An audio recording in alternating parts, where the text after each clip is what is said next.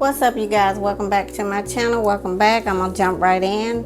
Today, you guys, I'm gonna be talking about this thing. I'm still continuing on with this playlist. This is another episode to be added to my commission hairstylist playlist. Commission stylists, commission salon owners.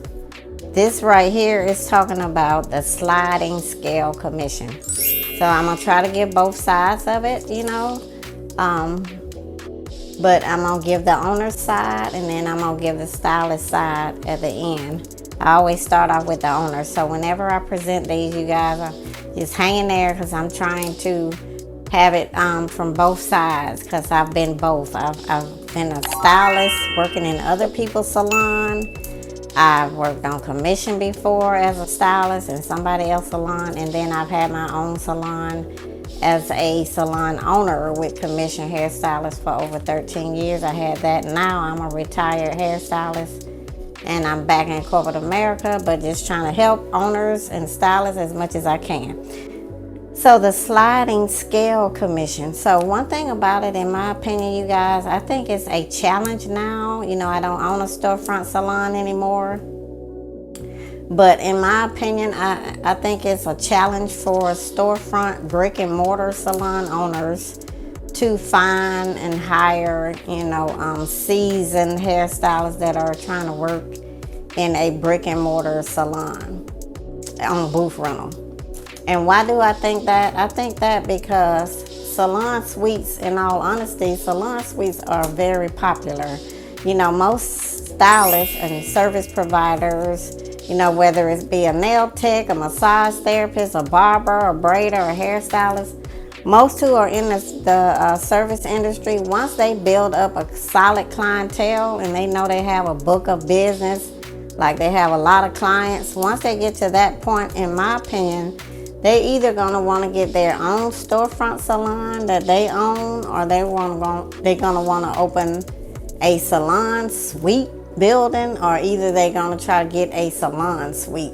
They are usually going to try to branch off, step out, step away from somebody else's brand, step away from somebody else's storefront brick and mortar, and they're going to try to get their own. Because in my opinion, most of the time when people go in the service industry, before they even go in there, they are already kind of thinking about, I want my own. So as a brick and mortar salon owner, you have to just bear that in mind. Please bear that in mind, because if you do get booth rental people with an established clientele, 9 times out of 10, they got that in the back of their mind. They're not trying to stay forever in your salon. They're going to be trying to pass through. So you might want to think about, offering commission. So when you offer commission, in my opinion, which I learned kind of on the back end, because when I had my storefront salon, I was giving my commission hairstylist just a regular straight commission percentage. And, a lot of times hindsight be 20/20. You don't want it to be, especially in business. You do not want hindsight to be 20/20. So I'm on here. I'm trying to give as much information as I can. Please, if you own a salon, or if you're a hairstylist or somebody in the service industry and you're thinking about owning, please go through my playlist. I have, playlists on there about commission. I have other playlists on there about business, salon ownership, about the business of the hair industry, whatever kind of industry you in, it'll help. So go through those playlists and listen to my videos. So they will help. So like I said, when I had my commission salon, it was straight percentage. Like if they made 55%, they made straight 55%. If they made 60%, they made a straight 60%. That's how I ran mine, and that's how a lot of salons run their commission structure. They determine what percentage they're gonna give the stylist or the service provider, and that's what they give them, just a straight flat whatever they agree to, whether it's 50%, 55, 60, whatever the percentage is. And when I say percentage, if I say 50, I'm saying the stylist get 50, the owner get 50. If I say 60, the stylist gets 60, the owner get 40. So forth and so on. So that's like the flat scale, you know, when I say flat, I'm saying you just get what I just said, what I just explained. But you guys, the sliding scale commission, sliding scale. What is the sliding scale? So the sliding scale commission, it slides, it slides, it slides. So what do I mean by that? So what is it? First of all, it's called sliding scale. You can do more research on it too after you watch this video. And it slides. It just basically means that it slides. So how does it help? How does it help you as an owner? It helps you as an owner because it changes. Like, it's not going to be just a flat 50%. It's not going to just be a flat 60%. It's not going to be flat. It's going to go up and down. So how does it help you as an owner? Because of what I just said, it's going to slide. It's not going to be where you got to just pay them a flat rate. Like, one week they could have a very, very busy week, and then you giving them 60%, or you giving them 55%, and then you keeping the rest. Or they can be slow and you're giving them 60% and you're keeping the 40%. With the sliding scale, it's going to vary. So they're going to get a higher percentage the busier they are. So I'm going to explain that. So that's how it helps a salon owner. So why is it helpful? The sliding scale is helpful, in my opinion, because it allows and it kind of motivates the service provider or the hairstylist to kind of market themselves more, to kind of try to be busy more, because they know that the busier they are, the more that they earn, the more customers that they service, the more revenue that they bring into the salon. Then guess what? The higher their percentage is, and it's going to be based on them. So it's going to motivate them. So who should you choose to be on a commission or hire in your commission salon? If you decide to offer some commission openings or some commission positions, who should you hire? I'm going to drop down below another video that I think will be helpful if you watch that. But who would you hire? I would say, you know, when you're trying to hire commission hairstylists, and when you're trying to hire, period, no matter what kind of business you have, it's going to be people who are going to be an asset and people who are going to be a liability. So you got to definitely look at that. That's one thing you want to look at. Another thing is, when you bring people in on commission, you know, if they have a slow service speed, like they work, you know, you're going to get those stylist clients in like 4 or 5 hours, and then you're going to get some stylists who can only pop out 2 clients in 5 hours. So, you know, when I say speed, time management, you know, it takes a while for stylists to get to that point. But when you're thinking about hiring commission stylists, you want to be bringing in stylists who have some time, some speed. They know how to time manage. That's what's going to help you get the revenue. And then you're having them on a sliding scale. That's going to motivate them to market themselves, because the more customers they service, the more the ticket price is, the more revenue they bring in, or the clients bring in from them servicing clients, then the higher their percentage is going to be. So with the stylist, the type stylist that you bring in, you want to bring in my opinion, people who can retain clients. They are licensed. You know, they've been in the industry probably, I would have like a time frame, maybe between like 3.5 or 3 to 5 years experience. I would determine as an owner like how many years of experience you want them to have, because that's going to determine their service speeds. Once you get, you know, at least a good 2 or 3 stylists in there who got they rolling, you know, they got clients coming in requesting them, you know, you earning a pretty good revenue off them, then I would suggest and recommend that you bring in 2 starter stylists. And when I say starter stylists, I'm saying they're licensed. They just kind of get started in the industry. They're going to need your help. They're going to need mentorship. But you always want to be bringing in stylists to the salon, and then, you know, offering them that sliding scale too, along with the mentorship and stuff as well. You definitely want them to be licensed.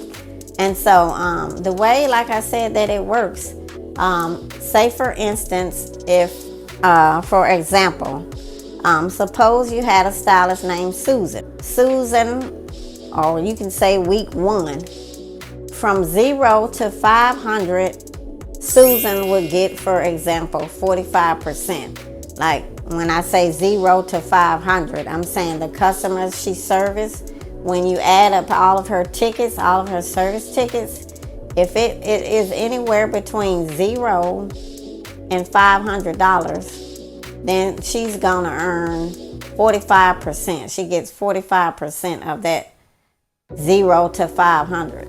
Okay? But once she gets, say, week 5, week 6, Susan ends up getting, if she goes over 500, if she gets 501 to about 900 in ticket service sales, then she will get 50%. So that's how it slides. So you see it just slid. I'm going to put an example up on the screen so you can see it. And so it kind of slides. So depending on how much the service tickets adds up to, the 0 from 500, she'll get 45%. If she go from 501 to 900, she'll get 50%. If she go 901 on up to whatever you create that next sliding scale to be. And so she will get a higher percentage with that too when she get up to that level. Whatever levels you determine on the sliding scale, the scale will slide. So the more her service ticket, his or her service tickets add up to be, the bigger, greater of a percentage of commission they will earn. So what does that do? It actually, it kind of motivates stylists, in my opinion, to kind of market themselves, because just because they're on commission don't mean that you, the owner, have to do everything. You should not. And then in my opinion, when someone's on commission, you should allow them to be on commission a certain amount of time, like a certain period. Not just 5 years, 3 years, or they work for you forever and the whole time they're working for you, they're on commission. No, you need to have a set time frame, a set amount of time that you allow stylists to be on commission, in my opinion. And then once you wean them off commission, then they can be booth rental in your salon. Don't just carry this load as the owner forever. Like, you want to help people, but you do not want to enable people. So, in the service industry, you want to help people, not enable. So I would say maybe a fair amount of time, probably to have people on commission. I would say maybe 9 months to a year at the most. I'm kind of leery about the year, but I would probably say 9 months to a year. But even if you go to that year, you need to have requirements of them and make sure that while you're helping them build their clientele, they're helping themselves too. You need to have requirements of them, like they need to market themselves, they need to go out and market, they need to tag the salon. When they market, they need to hashtag the salon.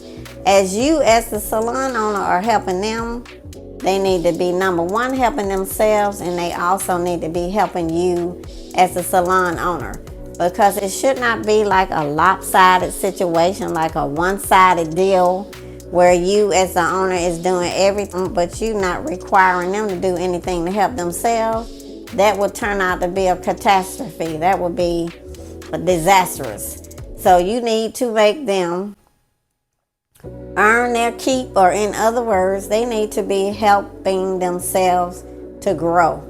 That way, if they're helping themselves to grow and to get a bigger clientele, and they're helping themselves grow their clientele, then that what that allows you as the owner to do, it allows you to at some point wean them off and then allow them to be booth rental, and then you can hire somebody and help the next person.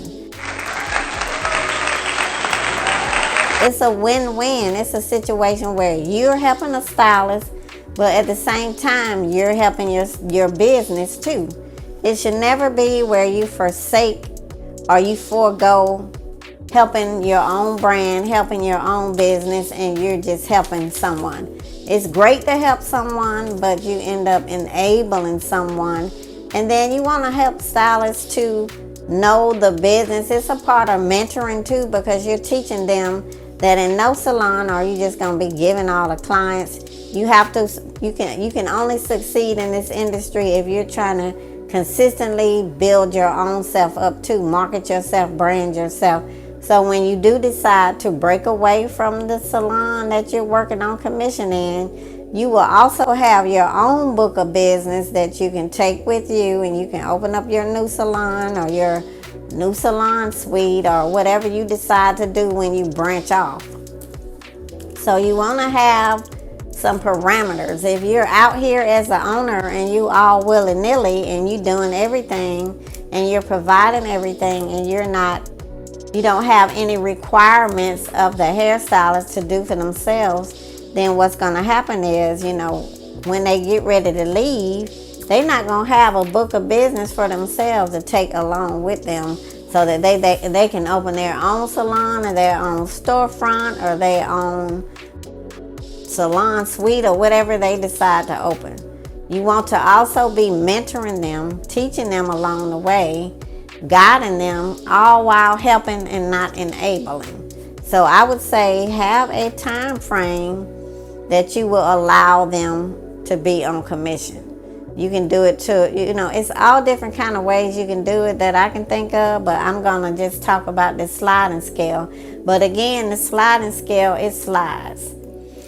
So that's the owner part of it. As far as the hairstylist part of it, to me, I think it would be great for hairstylists to work in a commission salon, because it's more, to me, of a challenge, in my opinion, to get booth rental seasoned stylists. So, if you kind of don't really have a solid clientele and you're a hairstylist or whatever, and you're trying to get in a salon, or you're a braider, you can seek out commission, but you want to ask everything up front of the owner. You want to have it in writing, as I said in one of my other videos about commission. Have written agreements, and then you have the owner sign it and you sign it. So there won't be any kind of miscommunication, or you won't be assuming anything. You will know because it is documented, it is typed up, it is signed, you have a copy of it and all of that.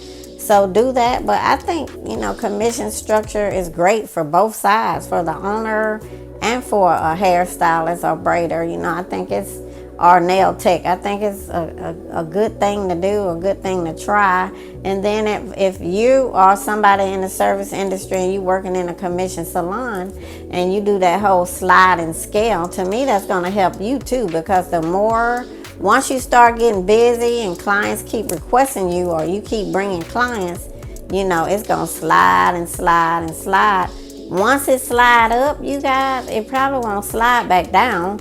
Because if you're consistently bringing in the same client, the client continues to request you, then guess what? It's probably not going to slide up and down unless you just got a slow week, like maybe it's spring break or maybe something like that. But other than that, once you slide up, usually a stylist stay up to that level of percentage, because, once you slide up, you up there now.